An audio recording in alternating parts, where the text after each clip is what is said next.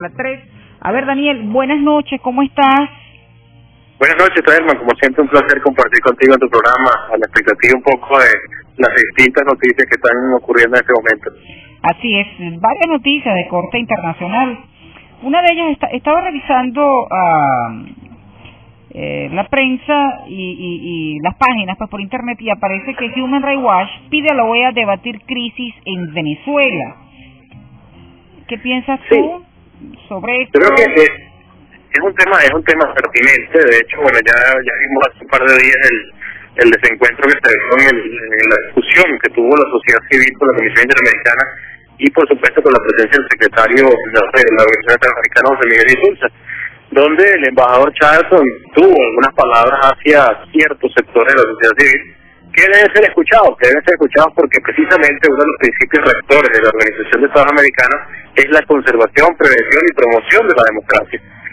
Me parece justa la petición de Human Rights Watch. Creo que es un derecho legítimo de la sociedad civil, de los distintos sectores, discutir lo que está pasando en Venezuela, sobre todo cuando hemos visto que algunos de los estados que pertenecen precisamente a ese espacio han recibido precisamente la discusión de lo que está sucediendo con el tema electoral. Ya lo vimos con Colombia la semana pasada en la visita de Enrique Capriles a Juan Manuel Santos. También lo vimos en lo que fue en su momento la convención de UNASUR en Lima, donde se aprobó precisamente la petición de auditoría, y por tanto el debate sigue allí y debe ser obviamente tocado, sobre todo en espacios como la OEA, donde la democracia es un elemento vital. Sí, pero ha habido solicitudes ante la OEA o a la OEA para que sea abordado el caso Venezuela. Inclusive tú mencionabas el percance que hubo en estos días con jóvenes integrantes de la sociedad civil, y Roy Chatterton, representante pues de nuestro país, de Venezuela, ante la OEA. Y una vez más el secretario general de la OEA dijo pues que palabras más, palabras menos, que no había la intención para tocar o tratar o abordar el tema Venezuela en la Organización de Estados Americanos. Y bueno, explicó que por aquello de que hasta que un país miembro de esta organización no haga la solicitud, la OEA como tal o como tal pues no se podría tomar en cuenta abordar o tocar el tema Venezuela en el seno de este organismo, como o en una de las reuniones que realice o que desarrolla, o una de las convenciones que lleve a cabo, o encuentros que lleve a cabo la OEA, como se le quiera llamar. Es decir, pareciera que no es sencillo pues o fácil con todas esas, y me disculpas, yo siempre lo he dicho, las burocracias que envuelven instituciones como la OEA, que se aborde el caso Venezuela. Es evidente, y de hecho para nada es un secreto, que hay intereses políticos en medio de la Organización de Estados Americanos. Es más, es válido recordar que el propio secretario general de la organización dijo en ese momento que él, en su función, estaba en la perfecta posibilidad de llevar un tópico al debate de lo que significa la Asamblea General de la Organización de Estados Americanos. Yo creo que existiendo estas peticiones, y sobre todo con un caso tan complicado, tan álgido como el que se ha presentado en Venezuela en los últimos meses, en relación a la legitimidad de la democracia, al respeto a los derechos humanos, también violaciones a la libertad de expresión y la libertad de prensa, evidentemente son temas que deberían ser tocados. Sí, pero disculpa, Daniel, pero te insisto en esto, pero ha dicho Insulza que hasta que un miembro de la OEA no haga la solicitud, la OEA como tal no puede hacer nada. Entonces, mientras que... Exacto. Es que te repito, incluso el propio secretario general pudiera presentar el tema. No es un tema de... Pero pareciera que no hay intención, ¿no, José Manuel Insulza, de presentar el tema? Sí, ahí realmente hay que ser sincero, honesto en cuanto a lo que significan los intereses políticos a nivel internacional, y no hay en este momento la voluntad suficiente como para llevar el tema al seno de la organización, aunque bilateralmente, ya lo vimos con Colombia hace un par de semanas, se ha podido un poco comenzar a desarrollar ciertos diálogos en relación a esclarecer un poco lo que está sucediendo en Venezuela, pero todavía en el seno de la organización existe como una especie de autocensura en relación a lo que significa tocar los temas de democracia venezolana, que son tan vitales, y que si el respeto fundamental a un principio rector como es la conservación de la democracia comienza precisamente por escuchar a la sociedad civil, a los factores políticos, a la pluralidad de factores que pueden existir precisamente en una sociedad, debería discutirse el tema. Desgraciadamente eso no sucede, y es parte de los vicios que el propio sistema aún no ha superado. Ajá, cuando tú hablas de autocensura en el caso de Venezuela, ¿por qué?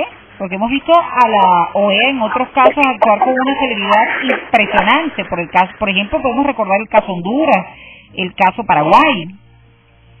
Sí, realmente recuerda que también en la elección de las autoridades de la Organización Interamericana, en este caso el propio secretario general, depende de la decisión de los gobiernos que pueden obedecer en algún momento específico algún tipo de tendencia política. El secretario general José Miguel Insulza, para nadie es un secreto, fue electo por una mayoría de izquierda que predomina hasta el día de hoy en América Latina.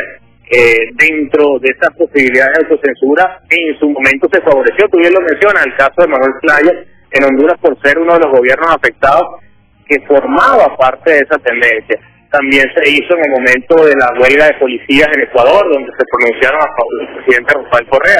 Es decir, parece que hay tendencias que de una u otra manera dificultan el acceso a la justicia que tiene la organización. Sí. Entonces, en definitiva, a nivel internacional, ¿qué podemos esperar los venezolanos que queremos plantear una situación interna, lo que ocurre en nuestro país, que se revise lo que ocurre en materia de derechos humanos, por ejemplo, la situación electoral, que se revise, que se comente, buscar apoyo? O sea, ¿qué podemos esperar en este momento, Daniel? Yo creo que los espacios jamás se deben abandonar. En el caso de que existan, obviamente, algunas tendencias políticas predominantes, no es la excusa para abandonar un poco el debate internacional. De hecho, ya precisamente en todo este periodo de la Organización de Estados Americanos, órganos como la Comisión Interamericana de Derechos Humanos, la Corte Interamericana de Derechos Humanos, que están adscritos a la OEA, por cierto, pero son autónomos e independientes, se han pronunciado en distintos casos en favor de la sociedad civil venezolana. Ajá, pero por violaciones de derechos humanos. Sí, pero disculpa, el gobierno en Venezuela ha perpetrado. Disculpa, Daniel, puede haber pronunciamientos, pero lo que se espera es efectividad en esos pronunciamientos, que eso no se ha visto hasta ahora. Y disculpa, ahora que tocas el tema de la Corte Interamericana de Derechos Humanos, hay un tema que no podemos dejar fuera, que está en el Nacional de hoy, primera página. Venezuela queda al margen del derecho internacional.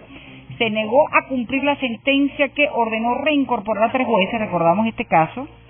Sí, la Corte Contencioso Administrativa de Caracas, un caso que obliga precisamente al Estado a restituirlos en su cargo, el caso del ciudadano Leopoldo López por la inhabilitación política que procedió contra él en relación a su caso en particular, que ganó además ante la Comisión y la Corte Interamericana de Derechos Humanos. Es decir, ha sido reiterativo la violación a las sentencias de la Corte, que son totalmente vinculantes y de obligatorio cumplimiento por parte del Estado venezolano.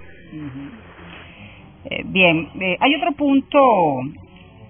Bueno, ahí es cuando decimos que pareciera que la burocracia, por no decir otra cosa, mata los intereses de un país o los intereses de un colectivo.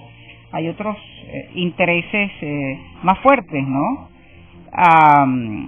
El tema de la situación colombo-venezolana, ¿qué piensas tú en definitiva pudiera pasar? Bueno, hoy hubo un encuentro, no sé cuánto tiempo duró la reunión, pero hubo un encuentro entre el secretario de Estado norteamericano y el canciller Elías Aguas, ese es un punto. Pareciera que pudiera salir humo blanco entre las relaciones Estados Unidos-Venezuela. Y el otro tema es el tema Colombia-Venezuela. Rápidamente, ¿qué visión tienes tú tanto del encuentro como de la situación colombo-venezolana? Realmente, mira, en el caso de las relaciones internacionales es cierto que existen tendencias políticas, pero también es cierto que hay intereses comerciales que predominan en algunos casos sobre la relación de las naciones. Para nadie es un secreto que Estados Unidos es nuestro primer socio comercial, igualmente Colombia en segundo orden.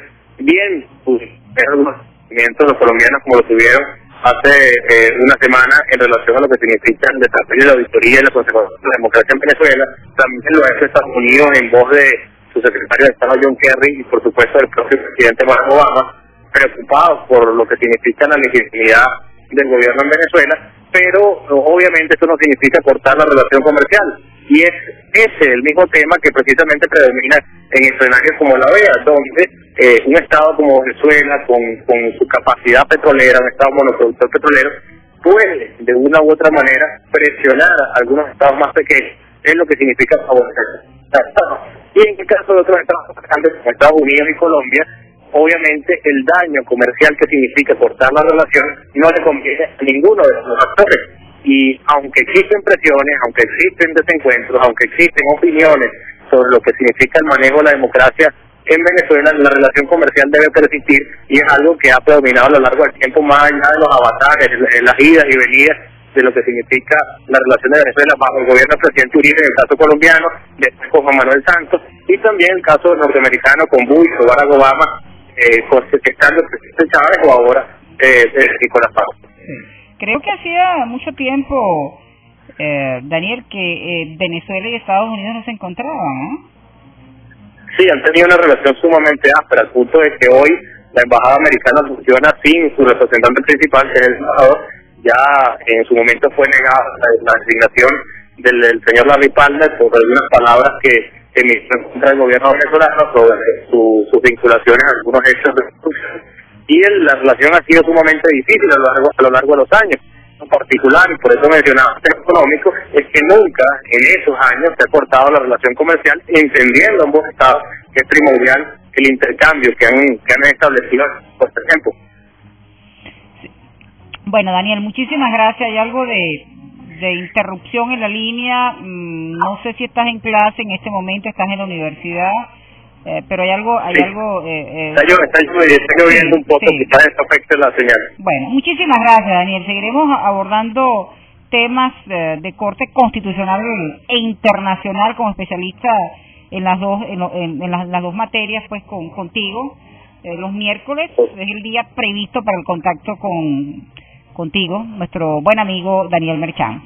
Un abrazo, Daniel. Siempre un placer. Sí, gracias. Un gran saludo y mucho éxito a todo el equipo. Sí, gracias. Creo que en términos generales se entendió, y al final hubo algo de ruido en la comunicación, pero creo que se entendió. 7:57 de la tarde.